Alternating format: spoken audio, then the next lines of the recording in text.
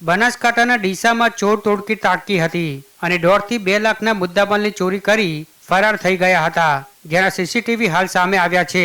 Deesa Palanpur highway પર વેલુનગર વિસ્તારમાં આ ચોર ટોળકી ત્રાટકી હતી, જ્યાં જોરકો સુથરિયા સ્વીટ્સ, ચાયનગરી, Meldi auto consultant, Yogeshwar cement agency અને ભારત ઓટો પાર્ટ્સ એમ કુલ 5 દુકાનોમાં આ ચોર ટોળકીએ મોડી રાત્રે ત્રાટકી તરખાટ મચાવ્યો હતો। ત્યારે એક જ રાત્રિમાં 5 જેટલા દુકાનોના શટલ તૂટતા હાલ વેપારીઓમાં ફફડાટ વ્યાપ્યો છે।